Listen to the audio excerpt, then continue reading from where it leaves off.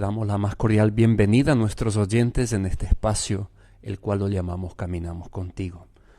Realmente muy agradecido. Siempre es un desafío enorme, una gratitud enorme, saber que usted está al otro lado, saber que usted se está conectando con nosotros y está pendiente de alguna palabra, está pendiente del tema, está pendiente de recibir algo que es útil para su vida, para su corazón, para su mente, para su espíritu, para su familia, para su entorno, para el día a día, ¿no?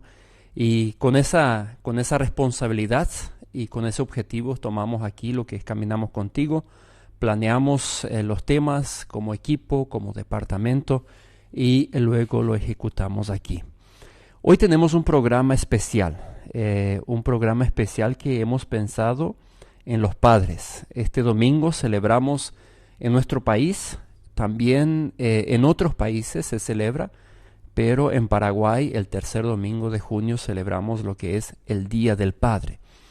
Entonces nosotros hemos titulado Ejemplos de Padres en la Biblia y tenemos a alguien aquí con nosotros que tiene mucho conocimiento de lo que es la palabra de Dios y también es papá, así que luego vamos a dialogar juntos, a compartir, a tener una hermosa tertulia sobre este tema. A ver si tenemos ejemplos de padres en la Biblia. Sí o sí son ejemplos. A ver ahora qué tipo de ejemplos han sido.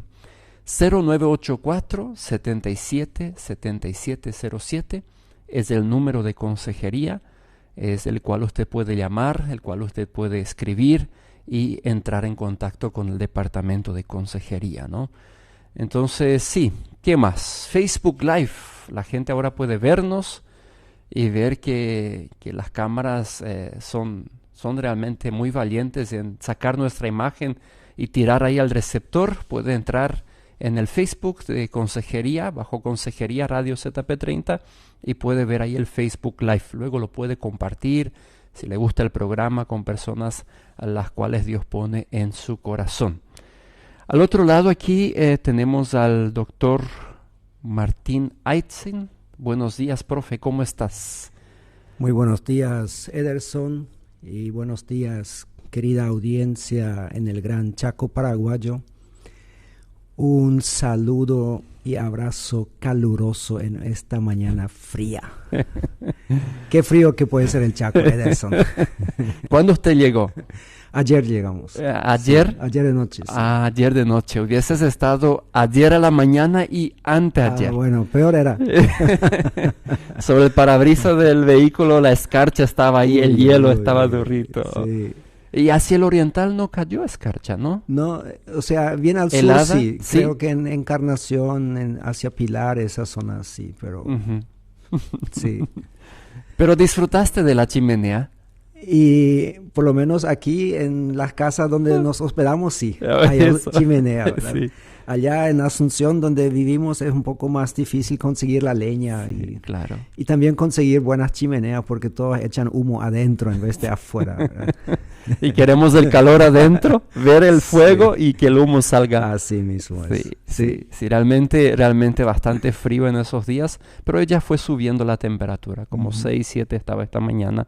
Y para el fin de semana entiendo que ya va a ser un poco más agradable. Sí, siempre el Chaco en algún momento se calienta nuevamente, ¿verdad? Pero siento por aquellas personas que no tienen casas tan buenas como otras, ¿verdad? Bueno, creo que fuego todos podemos hacer en el Chaco, ¿verdad? En algún lado podemos sentarnos cerca del fuego, pero... Sí. Así que les animamos a todos. Hoy va a ser un día mejor que ayer. Hoy va a ser un día mejor que ayer. Interesante, ayer alguien compartió, dijo... Mi mamá le encanta así como nacimos en el campo, ella levanta a la mañana y sale afuera, hace el fuego, prepara el mate y ahí empieza a preparar el desayuno y todo. No adentro de la casa, aquí en la ciudad, afuera, así como antes fue en el campo, ¿no? Interesante. Lo que es la cultura y las costumbres, ¿no? ¿Cómo estás, profe? ¿En qué andas? Muy bien, muchas gracias, Ederson, por la invitación. Estamos bien en el IBA, estamos terminando la enseñanza, todavía no el semestre, faltan los exámenes finales, que vos seguramente te acordás de aquellas épocas. Todavía me hace temblar. Entonces estamos justo, las próximas 2 semanas serán de exámenes finales. En el Instituto Aquila y Priscila estamos con viento en popa, con muchos nuevos alumnos este año. Más de 600 nuevos estudiantes se agregaron este año, o sea, creció mucho. Se duplicó la cantidad de alumnos. Wow. Y sí, necesitamos más instructores como vos. Pero no te podemos clonar, ¿verdad? Ya sabemos eso. No. Sí, estamos muy bien, gracias a Dios. Hay mucho trabajo que hacer. En la iglesia, te cuento que tenemos un proyecto allá en nuestra iglesia de plantar 20 iglesias en los próximos 5 años. ¿De qué iglesia hablamos? De la iglesia Hermanos Menonitas Concordia. 20 iglesias. 20 iglesias en 5 años. Dijimos, ¿cómo dice el texto? La mies es mucha y los obreros son pocos. Sí.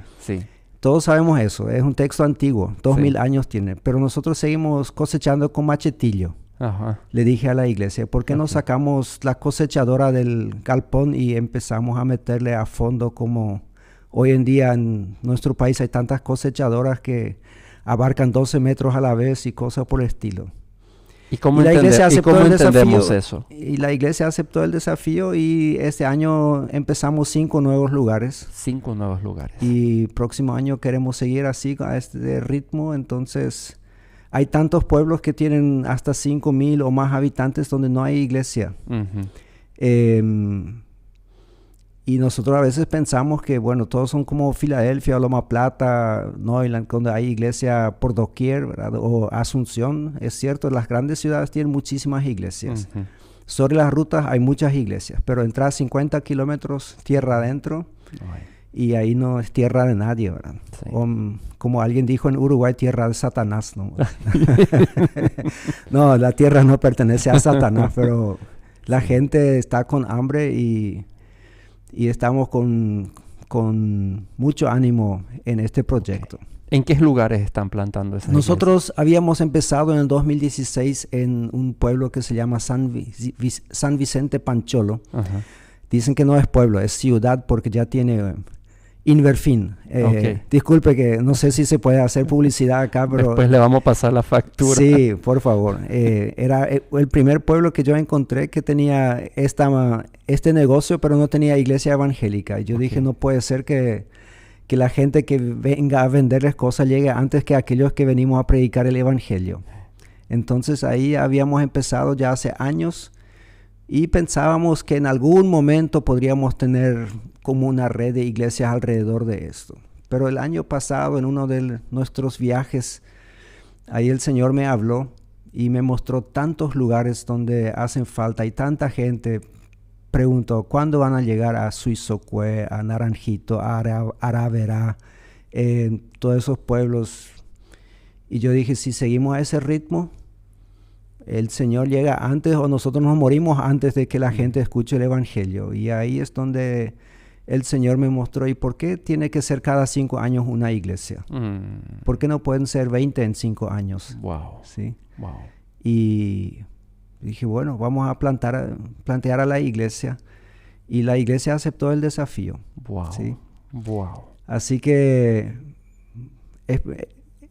hay yo sé que ese no es el tema de hoy, pero ya que me estiraste la lengua, ¿verdad? Hay un estudio que dice que cuando nosotros queremos que el 20% de la población sea creyente, se necesita una iglesia por cada 1,000 habitantes.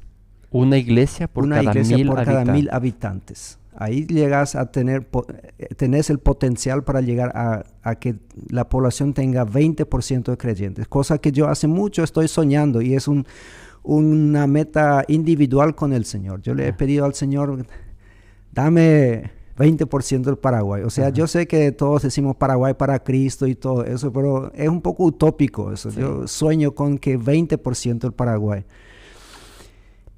Pero en este momento nosotros tenemos 7.500.000 habitantes. El nuevo censo a lo mejor va a decir más cerca de 8 millones y tenemos como 2.500 iglesias en Paraguay. O sea, nos faltan como 5.000 para llegar a esta meta de 1 por 1,000. Entonces dijo, por lo menos 20 vamos a aportar nosotros como iglesia. Así que siempre hay cosas interesantes que hacer. Qué bueno. Sí, qué el bueno. campo es grande. El campo, la mies es mucha. ¿Y obreros? ¿Están encontrando obreros? Y estamos encontrando obreros no tan calificados como quisiéramos. Okay. Eso sí, soy sincero, ¿verdad? Algunos están no nuevos en la fe, pero nuevitos en el campo y le tenemos que entrenar ahí. Sí. Ahí mismo, ¿verdad? Acompañar. Porque los egresados de los seminarios son muy escasos para tanto trabajo como... Fíjate, Ederson, en Paraguay necesitamos cada año 500 nuevos pastores. Necesitamos, porque de estas iglesias que tenemos actualmente, más o menos, y de las que van surgiendo, 500 están dejando el pastorado y necesitan ser reemplazados. Y vos sabés que todos los seminarios del Paraguay juntos no producen 100, ni siquiera, ¿verdad? Sí. Y de esos 100, ¿cuánto van al pastorado otra vez? Y esto es la otra pregunta, sí. Por eso, cuando empezamos con el Instituto Aquila de Priscila, yo pensé, hacemos esto hasta que tengamos suficientes pastores y después cerramos las puertas, pero parece que va para rato todavía. Va para mucho todavía. Bueno, el profe Martín, doctor en misionología, ¿sí? Misionología, sí. Así es, ya se dieron cuenta, ¿no? Enseñando en el Instituto Bíblico Asunción, con Aquila y Priscila, con proyectos en la iglesia. Así que está con mucho, ¿no, profe? Sí, pero me apasiona. Qué lindo. O sea, yo no me imagino estar solamente en aula enseñando cómo hay que hacer las cosas y después dejar que otros cometan los errores. Sí, así es. Eso siempre fue mi observación cuando estuve en la facultad, de que muchos profesores tenían mucha experiencia en teoría o conocimiento en teoría, pero faltaba irme con ellos al campo. Y usted fue uno de ellos con quien pudimos irnos junto al campo en ese viaje a Perú. Fue mi primera experiencia. Estuviste como director cuando eso en el IDEA, ¿verdad? Y fue muy lindo. Fue muy lindo ver que profesores, además de estar en clase enseñando, salen con los estudiantes al campo y tienen esta experiencia, ¿no? Porque hablamos de dos realidades muy diferentes. Sí, así es, sí. Dos realidades diferentes. Sí. Bueno, hoy hemos titulado el tema Ejemplos de Padres en la Biblia, un programa especial por el Día del Padre. Y bueno, qué más lindo que un papá pueda conocer a Cristo, ¿verdad? Si hablamos de iglesia, si hablamos de extender el reino, de preparar personas, ¿para qué? Para que las personas lleguen a conocer a Cristo. La visión de la radio es alcanzar personas para Cristo en su entorno de vida. Y tenemos este privilegio de llegar a través de un receptor. Cada persona puede estar escuchándonos y de hecho lo está en este momento, ¿no? Y nos unimos fuerza para eso. Hablamos hoy de presentar algunos ejemplos de padres en la Biblia y conversar sobre ellos. Sí, he seleccionado un buen número. No creo que vamos a abarcar a todos, ¿verdad? Pero sabes que con el tema de los padres también es similar a lo del aula, porque uno puede saber mucho sobre los padres, pero cuando uno mismo es padre, ahí uno se metió en el campo a trabajar y vamos a decirlo así, a cometer errores. Yo creo que todos anhelábamos ser el padre perfecto. Y a más tardar, cuando tu primer hijo llega a la adolescencia, te hace saber que no lo fuiste, ¿verdad? Te sacude todo. En la Biblia nosotros tenemos la palabra padre muchísimas veces. Es una de las palabras más frecuentes, creo que más de 1400 si uno busca en la concordancia. En muchos casos simplemente con frases como esta: fulano fue padre de Mengano y así, ¿verdad? Y yo le quiero decir a la audiencia de antemano que nosotros no encontramos en la Biblia una familia perfecta. No. Entonces, a veces cuando la gente dice, nosotros tenemos que enseñar el modelo bíblico de la familia, yo me pregunto a qué se refiere, ¿sí? Porque yo sí creo que hay principios bíblicos que deben aplicarse en las familias. Eso sí, pero una familia bíblica, creo que son todas de alguna manera disfuncionales, y vamos a ver algunos. Los padres, especialmente, no encontramos un padre ejemplar en toda la Biblia. Encontramos más mujeres que fueron madres ejemplares, incluso una suegra que fue una muy buena suegra, ¿sí? Sí. Ahí sí podemos decir, esos fueron modelos para nosotros hoy en día. Cuando vamos a hablar de estos padres, que a continuación vamos a mencionar, también quiero decirle a la audiencia que hay una gran distancia histórica. Uh-huh. Cuando hablamos de distancia histórica, todos sabemos lo que es una distancia geográfica, o sea, de Filadelfia a Asunción son 460 y algo kilómetros, eso es una distancia geográfica. Distancia histórica significa que cuántos años nos separan del hecho cuando eso ocurrió. Por ejemplo, estamos a 212 años de la independencia nacional, ¿sí? Pero si nosotros empezamos en la Biblia, en la primera familia, el primer padre de la historia fue Adán. Y con Eva tuvieron 3 hijos, o sea, los más conocidos. Después dice que tuvieron muchos más, ¿verdad? Pero ahí ya empezó todo mal. Los hijos, Caín y Abel. Ahí el uno le mata al otro. Nosotros no vemos ninguna injerencia del padre. O sea, no estamos culpando, no estamos asignando responsabilidad a Adán. No sabemos cómo sucedió, aparte de que sí sabemos que Satanás estaba en juego, ¿verdad? O sea, siempre en estas cosas Satanás tiene, como algunos dicen, su pata, otro dice su cola, ¿verdad? Pero sus intereses. Entonces, la primera familia que se nos presenta en la Biblia, ahí las cosas ya están empezando mal. Si de ahí nosotros vamos un poco más hacia el capítulo 6 de Génesis, ahí tenemos la historia de Noé. Y Noé tenía 3 hijos de nombre Sem, Cam y Jafet. Entonces, con ellos estuvo en el arca con sus esposas. O sea, en total dice la Biblia que eran 8 personas. Entonces, la pareja de Noé con su esposa, los 3 hijos con sus esposas, aparentemente todos sin hijos todavía en este momento. Y después nosotros vemos que Noé tampoco era el padre ejemplar, puede ser que por accidente, pero dice ahí en el capítulo 9 que plantó un viñedo y tomó de la fruta, o sea, tomó del vino y tomó demasiado. Entonces ahí tenemos el primer padre borracho de la Biblia, que además era un gran héroe de la fe, ¿verdad? O sea, más adelante en Hebreos, él es considerado uno de los héroes de la fe. Y ahí nosotros aprendemos algo del respeto hacia el Padre. Recordemos que esto fue mucho antes de que el pueblo de Israel existiese o incluso que se le haya dado las leyes. No había leyes. Solamente había sentido común, más o menos lo que se hace y lo que no se hace. Y ahí uno de sus hijos, Cam, entra en la tienda de su padre y le ve desnudo ahí en su borrachera, él estaba desnudo. Y sale y le cuenta más o menos al estilo de chiste a los otros. Y ahí los otros lo toman mucho más en serio y agarran una frazada, se la ponen sobre los hombros y entran, pero diríamos hoy en día con nuestros vehículos al revés. Marcha atrás. Marcha atrás para no ver, y así le tapan al padre como una señal de respeto. Sí. Eso sí me impacta, dice, estos hijos entendieron que, bueno, nuestro padre de repente cometió un error, aunque no había, como les dije, no había una ley en contra de eso.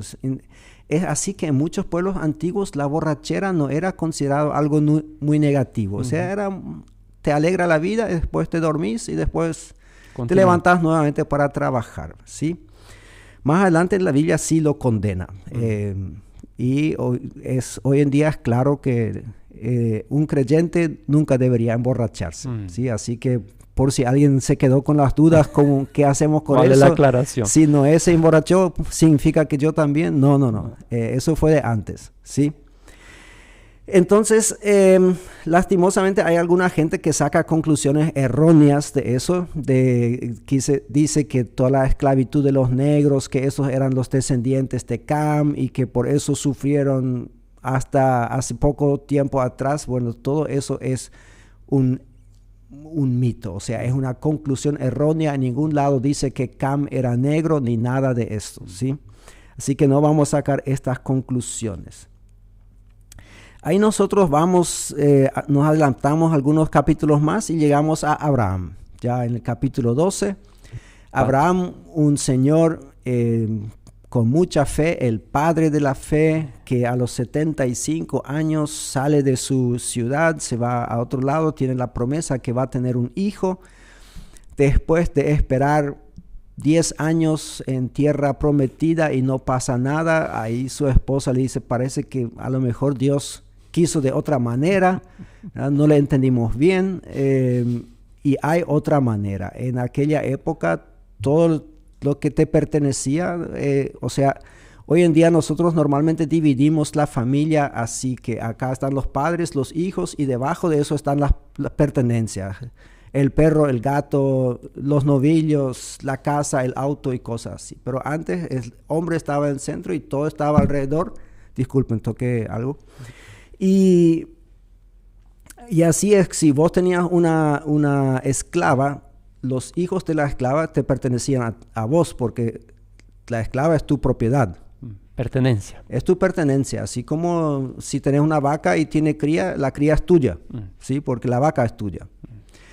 Y así entonces Sara, que en ese momento se llamaba Sarai, todavía le da esa idea de tener un hijo con la esclava egipcia de nombre Agar, y tiene ahí a Ismael.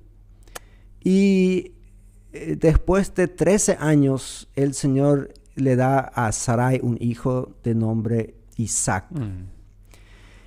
Y ahí hasta el día de hoy me duele en el corazón lo que sucede, ¿verdad? Cuando Isaac tiene, no sabemos, quizás 2, 3 años, porque en aquella época cuando el niño era detestado se hacía una gran fiesta, o sea, cuando ya no necesitaba más a la madre. Destetado. ¿Qué dije yo? Detestado. Gracias por corregirme. No, eso es otra cosa. Eso es otra cosa. Sí. Destetado. Destetado. Significa que ya no toma más de la mamá, sino ya puede solo. Ahí, bueno, en este momento, qué sé yo, Ismael habrá tenido 14, 15 años y hace lo que hacen adolescentes a esta edad. Y de alguna manera se burla de Isaac. Y Sarai exige de Abraham que los eche de la casa. Y yo creo que Abraham podría haberse puesto un poco más firme ahí como padre, diciendo, no, este es mi hijo. Incluso podría haberle recordado que fue tu idea, dicho sea paso. Tu culpa, famoso. Y este es mi hijo y se queda en mi casa, ¿verdad? Sí. Pero él le hace caso, bueno, también Dios interviene, le dice, tranquilo, todo va a salir bien. Y ahí nosotros, y a eso voy un poco en este programa, nosotros de cada padre podemos aprender algo, sí, pero quizás no siempre lo que hay que hacer, sino lo que no hay que hacer. Así es. Y eso también es bueno, vos has estudiado mucho en tu vida y así probablemente es también de los profesores. Yo tomé la decisión de todos mis profesores aprender algo, pero a veces es lo que no hay que hacer. Pero también te sirve, en serio, sí, Ederson. O sea, cuando vos ya evitas cometer los errores de otros, eso te sirve en la vida. Eso es ser inteligente. Sí, sí, sí, yo creo que sí. Entonces, lastimosamente, Abraham comete este error desde mi punto de vista de sacar de su casa a Ismael. Pero me impacta mucho una pequeña frase, porque Ismael podría haber terminado como un hijo muy amargado.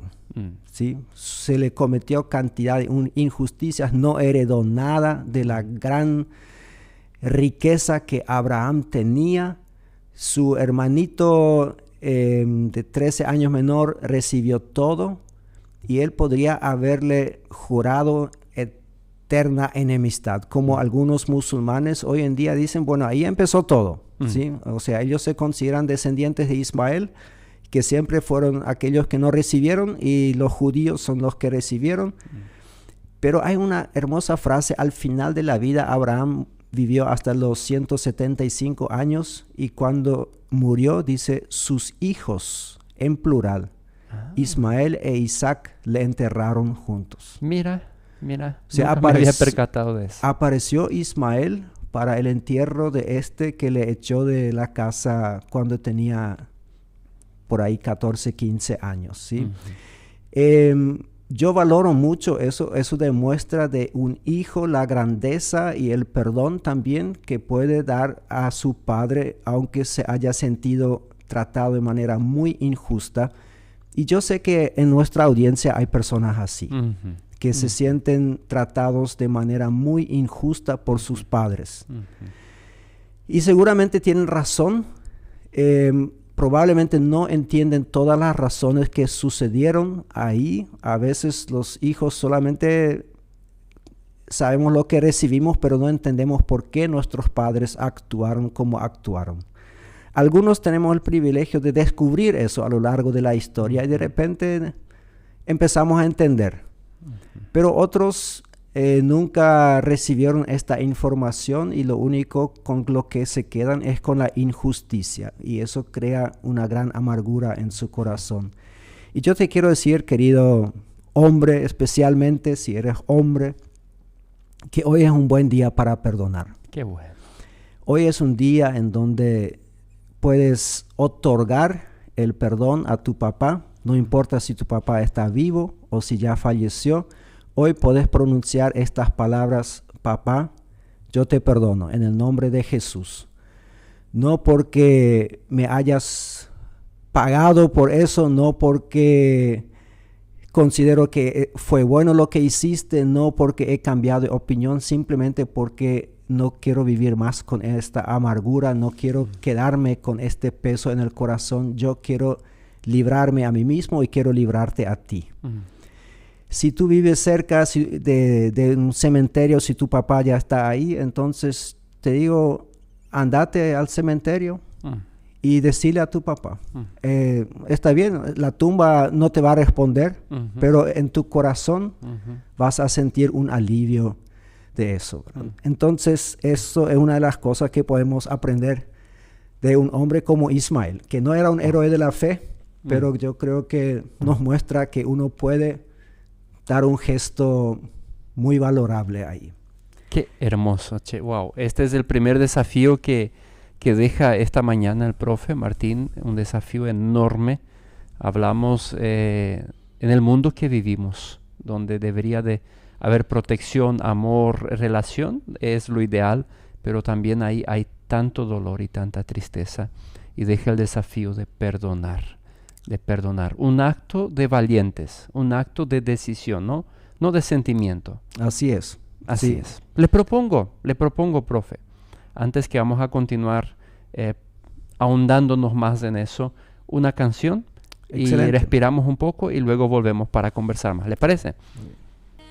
Ahí le dejé al profe Miriko Chimarrón y está disfrutando. ¿Te gusta el chimarrón, profe? Sí, está excelente. Muchas gracias. Qué bueno.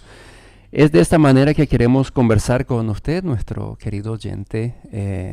No sé en qué estás, si estás ahí con un mate, tal vez viajando al campo, tal vez en el trabajo, o lo vas a escuchar en otro momento. Pero que sea una coinonía, un compartir juntos y un diálogo. Nuestra idea es dialogar contigo. Continuamos conversando aquí y terminamos el bloque anterior con ejemplos de hombres donde de una manera negativa han sido ejemplo, pero luego llega a un acto, un llamado de perdón, ¿no? Que hoy queda el mensaje claro, como hombres, como padres, como hijos, poder perdonar. Así es. Si usamos todavía a Abraham un poco más como ejemplo, vemos una característica que vamos a ver más adelante de otros padres también. Cuando un padre ha esperado mucho tiempo a un hijo, cuando finalmente llega este hijo, parece que le quiere tratar pero de lo mejor posible en todas maneras. Y yo veo que Abraham le mimó tanto a Isaac que Isaac de alguna manera no logró hacerse valer por sí mismo. ¿A qué me refiero? El buen muchacho a los 40 todavía estaba soltero. Eso no es un problema en sí, pero en aquella época, cuando el Señor había prometido de que vaya a tener mucha descendencia, entonces Abraham sabía, si mi hijo no se va a casar, entonces lo de la descendencia probablemente no va a suceder. Y es así que cuando Isaac tenía 37 años, ahí falleció su mamá. Y parece que él demasiado bien se hallaba en casa de sus padres. Ahí la mamá siempre le cocinaba, le lavaba la ropa, le planchaba, todo, y no vio ninguna necesidad para hacer algo él mismo, para salir a trabajar, a buscar esposa. Y tal es así que después de la muerte de Sarai, su mamá, entonces el papá dice, bueno, tengo que tomar las cosas en mis manos, y ahí le dice, voy a conseguirle una esposa a mi hijo.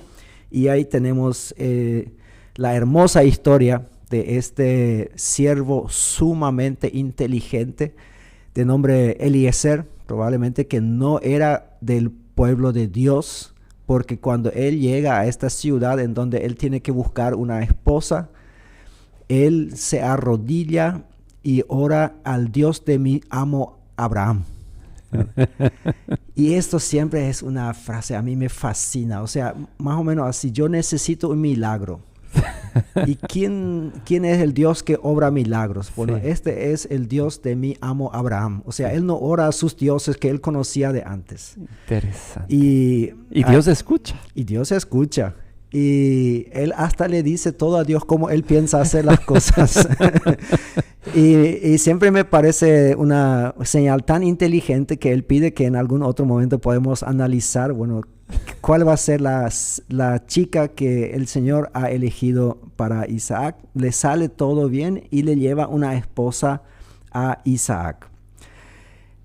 Bueno, así que a los 40 años Isaac se casa, tiene que esperar 20 años también para tener hijos. Y, o sea, parece que en esta familia era un problema esto. Y ahí le pide al Señor que, bueno, dale por fin, porque mi esposa me está insistiendo y me está cuestionando la fe y todo eso. Y ahí el Señor le da 2 a la vez. O sea, doble bendición. Y nacen Esaú y Jacob. Bueno, ahí empieza, entonces Isaac puede ejercer como padre. Y por ahí no comete los errores de su padre, pero inventa otros. ¿Sí? Y eso es darle preferencia a un hijo sobre el otro. Grave error. Grave error. Le gusta mucho más Esaú, porque este es un hombre así del que se va por los bosques, le gusta, es un salvaje más o menos, y a él le gusta el asado de venado, el asado de tapir, de todo lo que corre por ahí, por el bosque, ¿verdad? El otro Jacob se queda más en casa, cuida las ovejas, cabras y todo eso, y preferido de la mamá. Entonces ahí tenemos como dirían en psicología, un potencial de conflicto que en algún momento estalla. Siempre cuando hay un potencial y esto se va calentando con el tiempo, bueno, en algún momento explota. Y eso fue en el momento en que Isaac le quiere dar la bendición de hijo mayor a Esaú. El que nació primero. El que nació primero, sí. Y según la ley, todo eso le correspondía, ¿verdad? Pero la esposa Rebeca escucha y tiene un plan de cómo hacer. Eso, el del engaño, parece que corría mucho en la familia también, ¿verdad? Porque Abraham en 2 ocasiones no dice la verdad sobre su esposa. Isaac Miente. Hace lo mismo en otra ocasión, ¿verdad? Y después Rebeca le engaña a Isaac. Jacob le engaña a su padre Isaac. Sí. Después su tío le engaña a Jacob y así va tomando vida esta historia. Entonces ahí le tenemos a Jacob, que consigue la bendición que Isaac, su padre, tenía preparado para Esaú. Y después, cuando Esaú se entera, este hombre fornido, este hombre duro, este hombre del monte, empieza a llorar a gritos. Y dice, Padre, ¿no tienes otra bendición? O sea, ahí nosotros notamos quizás por primera vez en la palabra de Dios la importancia que tenía para un hijo de recibir la bendición de su padre. Y su papá le tiene que decir, bueno, esta bendición no la puedo duplicar, o sea, ya se la di a otro, pero te voy a dar otra bendición. Y la bendición que le da es una linda bendición, la podemos leer así en Génesis, pero lastimosamente le dice, le vas a servir a tu hermano, pero en algún momento te vas a sacudir de su yugo y todo eso, pero no, más o menos así, vas a tener una vida dura, pero en algún momento vas a ser independiente, vas a ser libre. Y ahí nosotros, si vamos con la familia de Jacob, bueno, Jacob tiene 12 hijos en total, de 4 mujeres, eso también en aquella época se permitía la poligamia. Poligamia significa cuando en un matrimonio hay más que 2 personas. Casi siempre eran más mujeres. Hoy en día hay algunos pueblos donde se practica, donde también puede ser que haya 3 hombres y una mujer, especialmente donde hay muy poca tierra y no se puede dividir más. Pero mayormente son familias en donde un hombre tiene varias mujeres. Eso no estaba prohibido en aquella época, pero no significa que hoy en día, entonces solamente porque en la Biblia estaba permitido que hoy en día podamos seguir con esa práctica. Hay lastimosamente muchos hombres en Paraguay que practican la poligamia, aunque sea ilegal, ¿sí? Espero que no se escondan en la Biblia, digan, no, eso es una práctica bíblica, por eso nomás lo hago. Y Jacob repite el error de su padre y de entre los 12 tiene a un hijo favorito. Y eso ocasiona mucho dolor entre ellos porque a los otros hermanos no les gusta para nada. Y eso también hasta el día de hoy es así, ¿verdad? Muchas veces en una familia donde hay más que un hijo, uno se siente que el papá o la mamá le quiere más a otro. Y eso a veces crea una decepción o una amargura. Y los padres normalmente usamos una frase que no sé si realmente podemos afirmar, porque les decimos siempre les amamos a todos de la misma manera, ¿verdad? Y sí, yo creo que emocionalmente sí, pero también tenemos que admitir de que a los niños lo perciben de otra manera.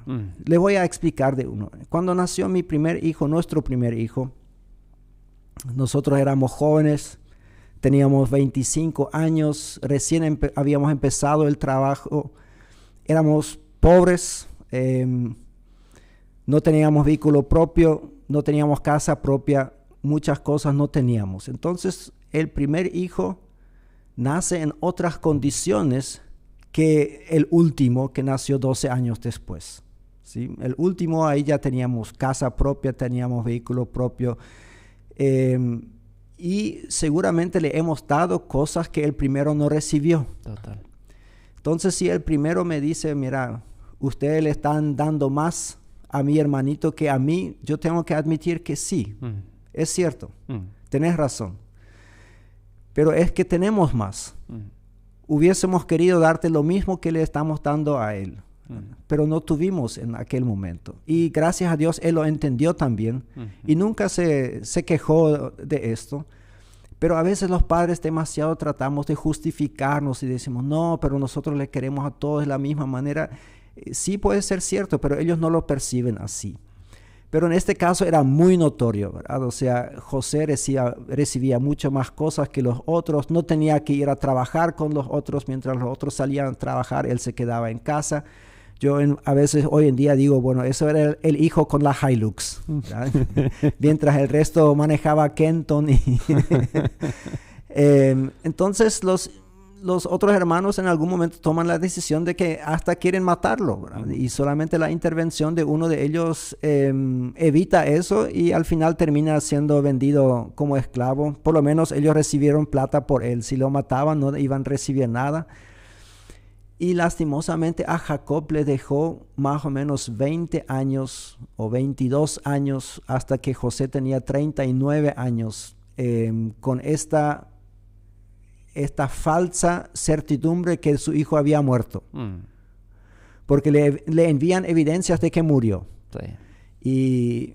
Y bueno, no sé qué habrá pensado o cómo reaccionó él después cuando se da cuenta que había sido mi hijo, estuvo vivo todo ese tiempo y yo nomás no lo sabía porque mis propios hijos me engañaron. O sea, por eso digo, el engaño que uno practica en la vida en algún momento te pasa la factura y probablemente te vuelve más duro de lo que vos diste. Como dice la Biblia también, el que siembra viento cosechará tormenta de eso. Así que tenemos esta historia de Jacob con José. De ahí vamos a hacer un salto enorme,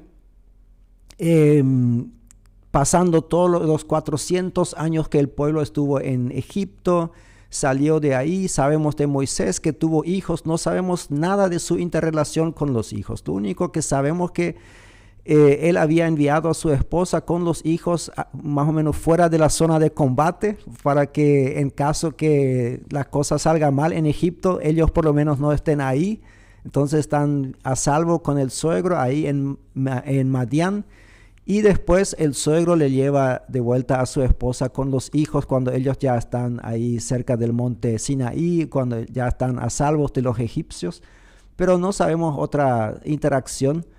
Lo que sí nos encontramos con Josué y esta hermosa frase que él al final de su vida, él llama a todo el pueblo de Israel. Están ya instalados en la tierra prometida. Ya han conquistado casi todo lo que tenían que conquistar. Sabemos que no fue completa porque el libro de Josué nos indica que hicieron esto, pero no pudieron echar a los otros, no pudieron echar a estos, pero ya están ahí. Y ahí Josué aparentemente se da cuenta de una tendencia muy peligrosa en el pueblo de que es que abandonan al Dios de Israel. Entonces él llama a todo el pueblo y dice, bueno, hoy yo quiero que ustedes se decidan si van a servir a los dioses a quienes sirvieron nuestros antepasados del otro lado del río, se refiere al río Éufrates, o los dioses de estos pueblos que recién hemos vencido, que obviamente era una paradoja, ¿verdad? O sea, esos dioses habían perdido contra el Dios de Israel, pero ellos estaban adorándolos. O si van a servir al Señor. Y ahí dice esta famosa frase que hasta el día de hoy encuentro en muchas casas, pero yo y mi casa serviremos al Señor, ¿verdad? O sea, la palabra Señor en la mayoría de las Biblias está en mayúscula. Eso significa el nombre de Dios en hebreo, que era probablemente Yahvé. No sabemos con total certeza porque al comienzo se escribían sin vocales, ¿verdad? Así que tenemos solamente las 4 consonantes ahí del nombre. Entonces él dice, ustedes decídanse, pero yo y mi casa, nosotros serviremos a Yahvé, nosotros serviremos al Dios de Israel. Y yo quisiera que todos los padres que se consideran cristianos, que una vez al año reúnan a su familia, ¿sí? Puede ser en Navidad, puede ser ahora en el Día del Padre, es un buen momento y decir, bueno, yo no puedo tomar decisiones por todos ustedes cuando ustedes sean mayores o adultos, pero mientras yo tenga algo que decir en esta casa, yo y mi casa, nosotros serviremos al Señor. Y hacerlo. ¿Sí? Porque lastimosamente veo en casas donde está el versículo, pero no veo ningún servicio al Señor, aparte de ocasionales visitas al templo, ¿verdad? Al culto. Entonces, solamente participar del culto los domingos todavía no es servicio al Señor, es alimentarse espiritualmente. Eso sí es bueno, pero si realmente quieren servir al Señor, queridos hombres, acérquense a su pastor y díganle, pastor, yo he tomado la decisión que yo y mi casa queremos servir al Señor. ¿Qué es lo que puedo hacer? Y yo te aseguro que tu pastor va a tener algo para vos. Va a sonreír primero de felicidad. Sí, sí, seguramente. Bueno, de ahí entonces empiezan la época de los jueces y ahí tenemos a un señor probablemente no muy conocido que de nombre Joás. Joás tiene un hijo que sí es famoso, que se llama Gedeón. Y Joás es uno de estos hombres que hoy en día diríamos tolerantes, que practica la tolerancia religiosa. Ora a Dios, a Yahvé, pero también tiene en su casa un palo, una estatua a Baal, ¿verdad? Por las dudas. Por si acaso. Por si acaso. Entonces un ángel del Señor le visita a Gedeón y le dice que él es un elegido del Señor y todo eso. Y Gedeón ahí entiende, bueno, si yo quiero trabajar con la bendición del Señor, yo no puedo servir a Dios, a dos dioses al mismo tiempo.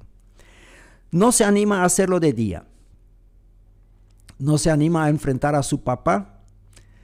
Pero tiene algunos sirvientes, probablemente su papá tenía una empresa agroganadera, diríamos hoy en día, ¿verdad? Y así que de noche con unos 10 otros hombres ellos van y destruyen esta estatua. Y creo que ahí también sobre el altar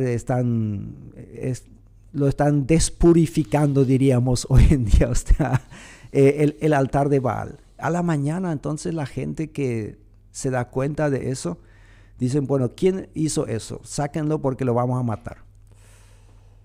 Y ahí obviamente el papá no quiere que le maten a su propio hijo. Y ahí él sale con una interesante conclusión, que la conclusión sí me gusta. Dice, bueno, si Baal realmente es Dios, ¿por qué? Dejemos que él haga eso, ¿verdad?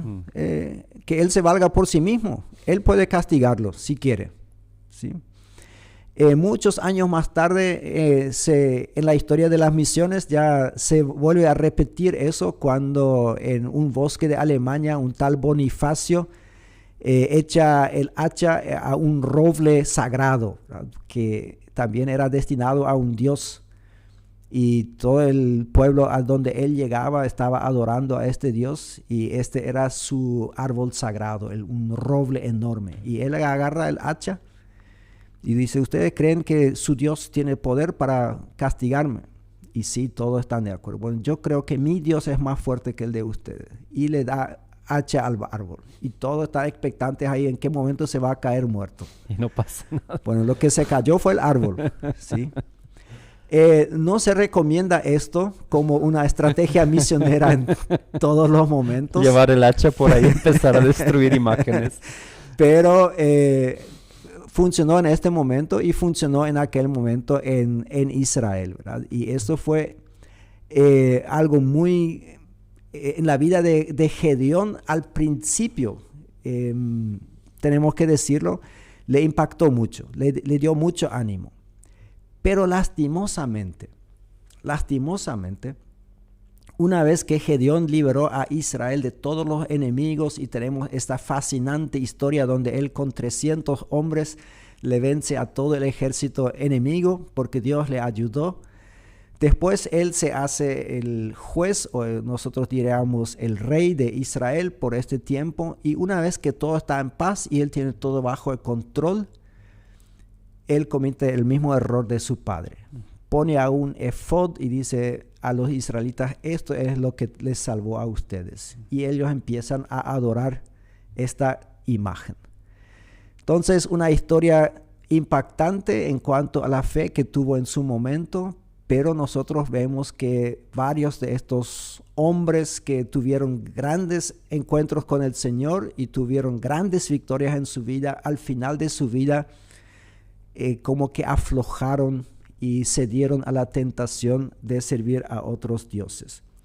Otra persona en esta época era Manoah. Manoah ya nos suena un poco conocido porque por lo menos hay una iglesia en el Chaco que lleva este nombre. Pero él era el papá de Sansón. Entonces, sí, Sansón, este sí nos suena. Ese nos gusta. También ellos tenían el problema de que la esposa de Manoa no podía quedarse embarazada y habían buscado ya mucho, como decimos hoy en día en Paraguay.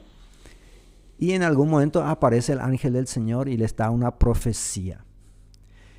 Y como resultado de esta profecía nace un niño de nombre Sansón. Y ahí yo veo algo muy similar a lo de Abraham, ¿verdad? Cuando vos has esperado tanto tiempo a tu hijo y por fin llega. Y este hijo, lo primero que leemos de él es que se enamora de una filistea. Y le dice a su padre, vayan y consígame esta mujer, porque en aquella época los matrimonios eran por tipo negocio, ¿verdad? Negociación. Los padres tenían que hacer esto. Y los papás le dicen, pero en todo Israel no hay una mujer que te guste, ¿verdad? No, yo quiero esta. Y vemos que los padres ceden muy fácilmente a todo lo que hace Sansón. No solamente en este caso, vemos que más adelante les hace probar una miel que él consiguió de un lugar prohibido en la ley. En este momento ya tienen la ley. No hay absolutamente ningún control sobre este muchacho Sansón. Y bueno, todos los que conocen la historia de Sansón, nosotros solemos decir, o por lo menos pensar, cuánto derroche de talento y de dones en una persona, ¿verdad? O sea, el Señor le dio todo para ser un gran líder de Israel, pero él se enfrascaba en luchas personales con los filisteos por cuestiones triviales, como casi siempre por una mujer, ¿verdad?, que se peleaba con ellos, y derrochó lo que el Señor le estaba dando a él. No sé qué podría haber hecho diferente Manoa. No sé cómo se le enseña a su hijo a enamorarse de la persona correcta. Creo que todos los padres que hemos tenido hijos en la adolescencia, ahora mis hijos ya son todos adultos según la ley. Significa que todos tienen más de 18 años. Yo con cada uno de ellos tuve en mente tan buenas chicas que podían casarse. Y si por lo menos me preguntasen, ¿verdad?, yo podría darles muy buenas ideas, pero también cuando yo estaba en su edad, yo no quería que mi papá elija para mí. Entonces, al final ya de la época de los jueces, disculpen, ahí tenemos a un sacerdote de nombre Elí. Y él tiene 2 hijos, Ofni y Finés. Y estos hijos no eran muy buenos, que digamos. Eran sacerdotes, pero se portaban muy mal. O sea, no respetaban los sacrificios que la gente venía a dar. A ellos les gustaba mucho más la carne asada sobre parrilla, cuando la gente venía para hervir la carne, porque ciertos sacrificios eran así. Dicen que ellos venían con un tenedor especial que metían ahí y todo lo que se quedaba en el tenedor, dijo, esto es para nosotros. Y si los otros decían, sí, pero primero déjenme que termine el proceso y después se lo puedo entregar. No, ahora mismo si no me dan, lo quitamos a la fuerza. Se acostaban con mujeres que no eran de ellos y cosas por el estilo.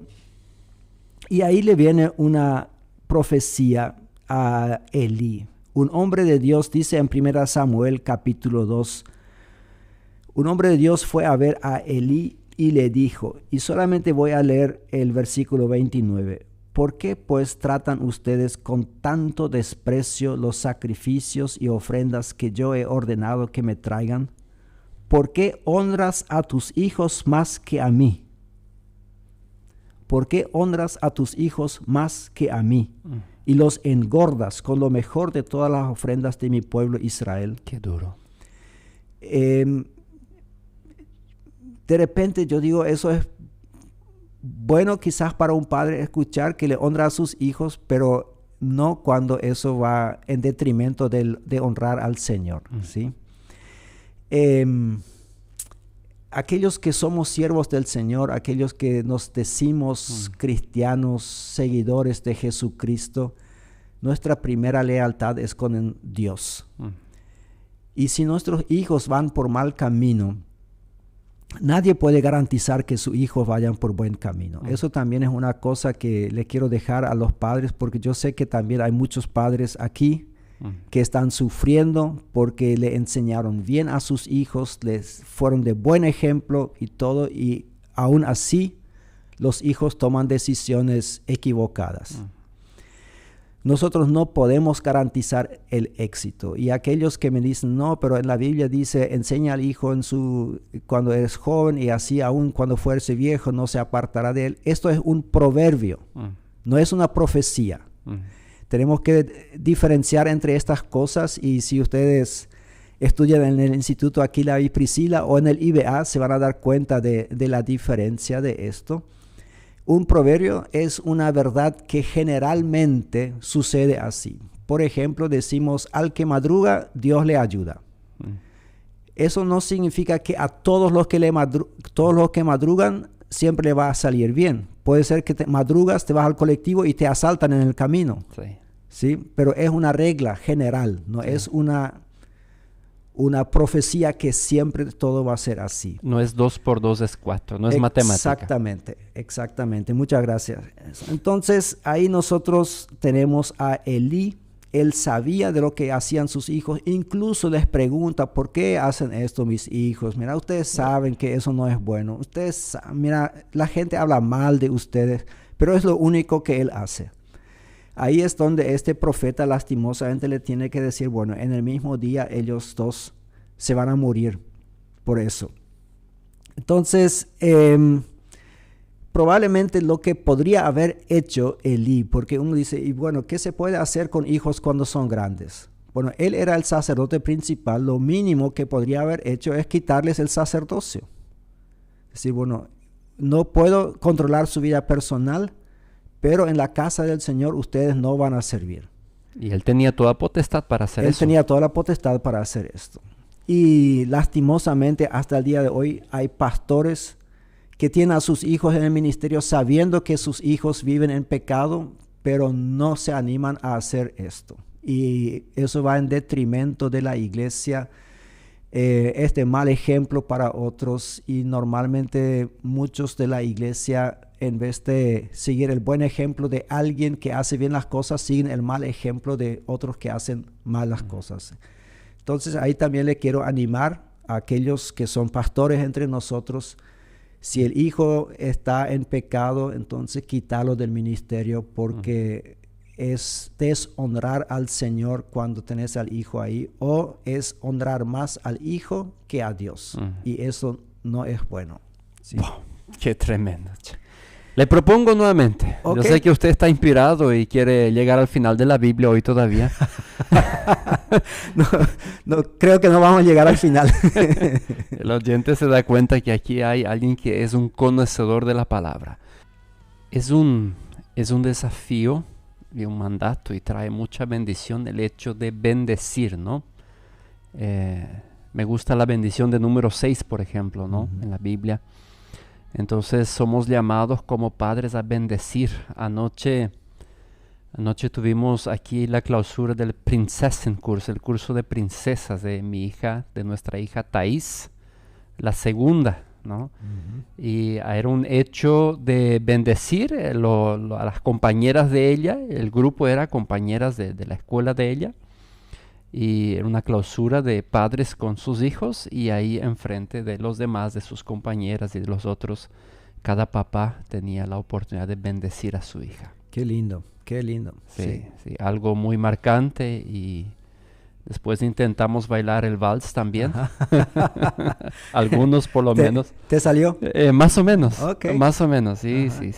¿No le avergonzaste a tu hija? Yo creo que no. Yo creo que no. Felicidades. Un saludo, aprovecho para mandar un saludo a los compañeros que están en la zona de 10 Leguas, San Antonio, el equipo de visitación. Ahí está Heriberto, Milciades, Enrique, Mario.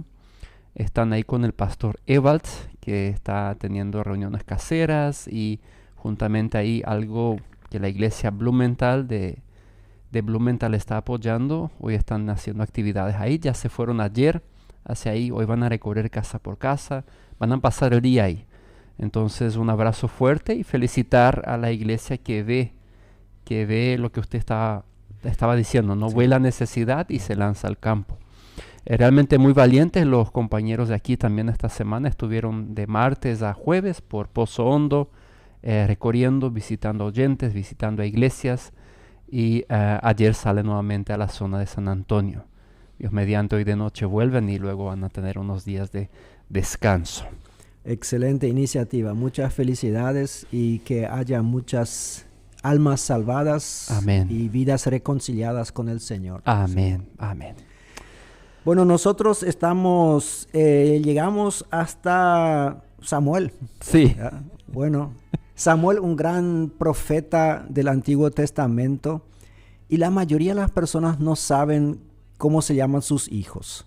Si yo haría un test de conocimiento bíblico, probablemente dirían, bueno, a Samuel le conocemos a todos, pero él tuvo hijos, sí tuvo hijos, se llamaban Joel y Abías, 2 hijos varones, pero ahí nosotros aprendemos algo, que él los enviaba como él era un juez en Israel. Él, cuando ya era más viejo, los quiso instalar a ellos en estos puestos y ellos no eran como él. No tenían la integridad del papá, se dejaban sobornar, eran corruptos, y el pueblo dice, mira, tus hijos no son como vos, así que no los queremos tener a ellos como nuestros jueces, y ahí es donde el pueblo pide un rey. Ahí hay un principio importante que tenemos que aprender.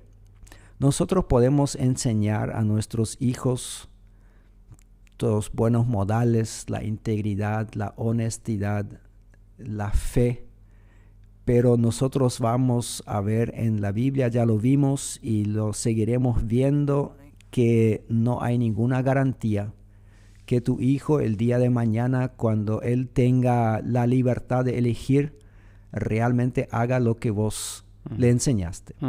Más adelante en la historia de los reyes, a mí me llama mucho la atención que hay reyes muy malos que tienen hijos muy buenos. Y hay reyes muy buenos que tienen hijos sumamente malos. ¿Sí? Donde me duele el corazón, porque yo sé que estos padres seguramente habrán dicho, bueno, ¿con qué me merezco eso? ¿Por qué Dios me castiga con un hijo así? Y ahí hay un misterio que hasta el día de hoy no tenemos completamente resuelto. No podemos decir por qué suceden las cosas, pero hay toda una literatura sobre hijos de pastores y sobre hijos de misioneros que en su momento toman un camino diferente. Yeah. En algunos casos tenemos la hermosa experiencia o la historia de que hijos vuelven. El caso del hijo de Billy Graham, el hijo de Luis Palau. Pero no siempre es así. Entonces, a mí me encanta la música que recién pusiste. Es hermosa. Pero algunos padres sufren cuando escuchan eso, porque sus hijos en este momento no están en el camino del Señor, y ahí promete bendiciones a 1000 generaciones, que sí es una palabra de la Biblia, y yo creo en las palabras de la Biblia, creo en las profecías, y creo que Dios todavía no terminó su camino con los hijos. Así que este es un mensaje para vos, papá, que tenés un hijo que en este momento no está en el camino del Señor. Ánimo, no pierdas la esperanza, no dejes de orar por él. El Señor no terminó todavía su camino con él. Yo no te puedo asegurar que vos vas a ver el milagro, que tu hijo vuelva. A lo mejor el Señor te llama antes a su presencia, pero el Señor tiene camino con tu hijo también. Amén. Y con tu hija.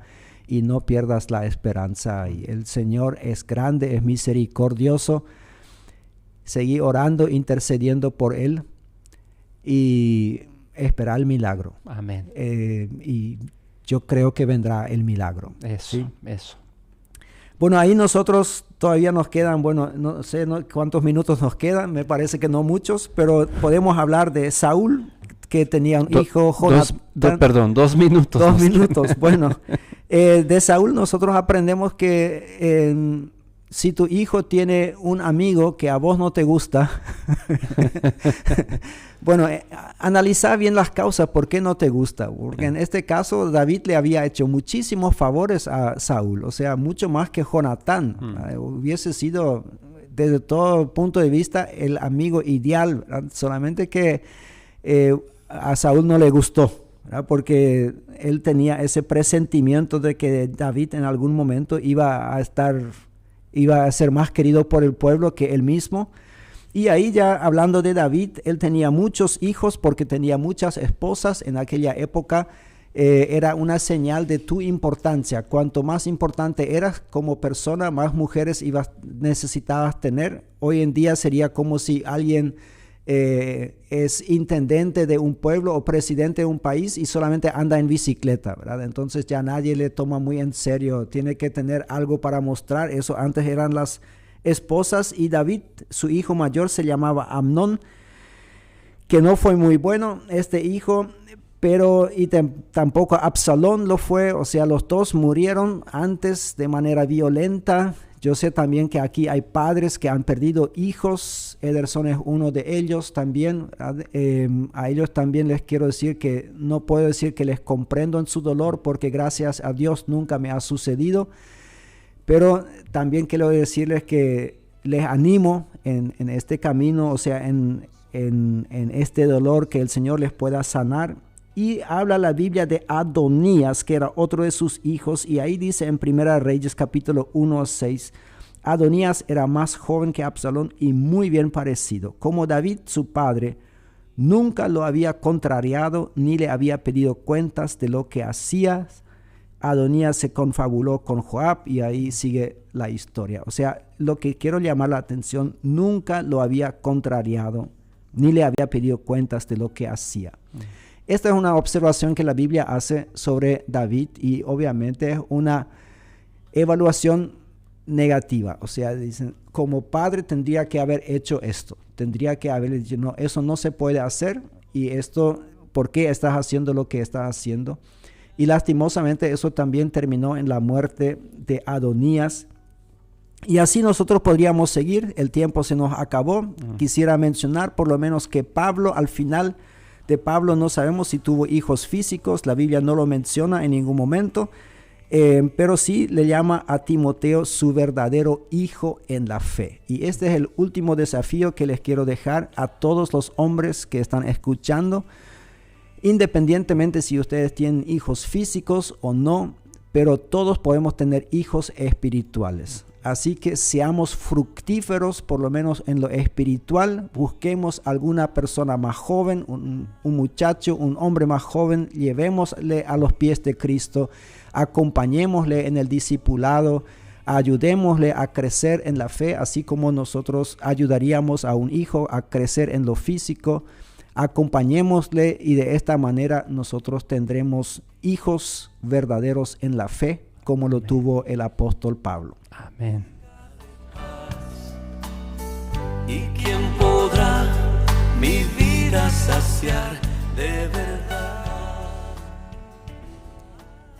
Hablábamos de bendición, y qué mejor momento ahora que orar por nuestros oyentes y pedir a Dios por su bendición para sus vidas. Amén. Y de una manera especial por los hombres, por los papás, que este programa es especial por ellos. ¿Usted nos ayuda con eso? Sí, con mucho gusto. Oremos juntos. Nuestro Padre Celestial, te damos gracias por todos los padres que están escuchando en este momento. Te damos gracias por nuestros padres, independientemente si fueron modelos de vida o si fueron modelos más bien negativos. Te damos gracias por aquellos que nos dieron la vida, y pedimos que tú los bendigas, que les perdones también sus errores. Y aquellos que somos padres, Señor, te damos gracias por el gran privilegio de ser padres. Y también te pedimos que tú nos perdones nuestros errores, y que nosotros también tengamos suficiente humildad para pedir perdón a nuestros hijos por los errores que cometimos. Y Señor, te pedimos tu ayuda en hacer bien las cosas. Y todos aquellos que están escuchando, que este fin de semana, mañana específicamente, van a celebrar el Día del Padre, Señor, que puedan honrar a sus padres, que puedan perdonar a sus padres. Aquellos padres que están con heridas porque tú les quitaste a un hijo, yo les pido que los sanes, que sanes estas heridas. Aquellos padres que están llorando porque sus hijos no están en el camino correcto, Señor, yo te pido que tú les des esperanza nuevamente de que tú los vas a llamar, que tú te vas a encontrar con ellos, que tú los vas a dirigir de vuelta al camino correcto. Gracias, Padre, de que en ti tenemos un Padre perfecto, aquel Padre que no tiene estas debilidades y que nuestros padres terrenales tuvieron, donde un Padre que es puro amor, un Padre pero también que es justo y que nos disciplina y que nosotros podemos crecer en la fe y podemos cada día llegar a ser más cerca de lo que es tu Hijo Jesucristo, quien es nuestro Señor, nuestro Salvador, y en cuyo nombre oramos siempre. Amén. Y amén. Amén.